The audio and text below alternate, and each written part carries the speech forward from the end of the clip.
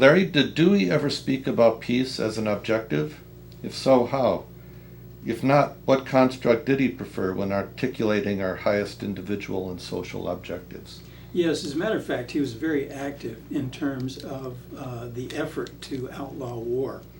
From the 1920s and the 1930s, he worked with a Chicago lawyer, attorney called Salmon Chase, and they were quite successful in terms of focusing the attention of the nation on the project to outlaw war. I think it's arguable that a good bit of what they did found its way eventually into the foundation of the United Nations, the basic ideas of the United Nations. So he was a very active peace advocate. And of course, you have to remember that he was very good friends with Jane Addams. And Jane Addams, of course, won a Nobel Prize for peace. He was also good friends with Emily Gordon Balk, who was a peace activist. But he differed from Addams and Balk in a significant way. He regarded their activities in terms of peace as somewhat idealistic. Dewey was really more into what the Germans call realpolitik. So he avoided absolutism of all sorts and thought that you have absolute ideals, but those ideals have to be expressed in certain ways that reflect what we might now call the facts on the ground.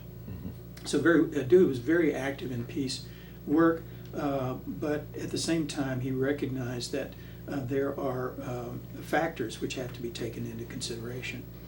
I think it's important to also to distinguish in terms of what Dewey was after, what we might call peace between nations and from peace among nations or across nations.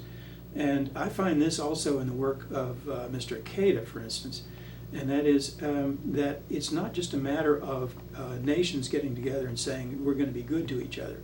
It's a matter of citizen participation that leapfrogs nation states, that builds on connections that are much more easily obtainable now and easily utilizable, such as internet connections and so on, so that the role of the nation state in terms of peace agreements, which usually don't work out very well to start with, those may be diminished in terms of what actual citizens are doing in terms of their work with non-governmental organizations, their work as people-to-people organizations, and so on.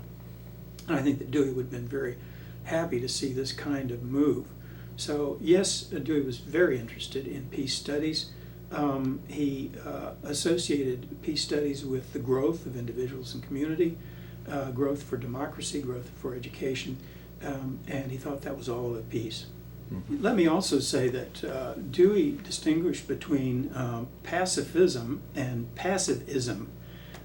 He thought that pacifism with a C should be active. It should be engaged. It's reminiscent of some of the works that I've read which elicit what's known as engaged Buddhism. So the search for peace should be active. Now, to refer to Dewey's support for American involvement in World War I believe Dewey came off of that view, but at the same time, there's a remnant of his thinking that it persists through time, and that is the difference between force and violence. He made a very sharp distinction between force and violence. And even though many of his fellow progressives broke with him over this issue, I believe that there's a kernel of truth in what Dewey did in World War I. That is, you have to remember that there were not tens but hundreds of thousands of people dying in trench warfare that was at a virtual stalemate. The question was, how was this stalemate going to be terminated? And the answer historically is that the stalemate was terminated by American involvement in World War I. This basically brought World War I to an end. Dewey argued that sometimes when violence persists, then it's necessary to have force to ameliorate that violence, to put it to an end. And he gave an example of the traffic cop.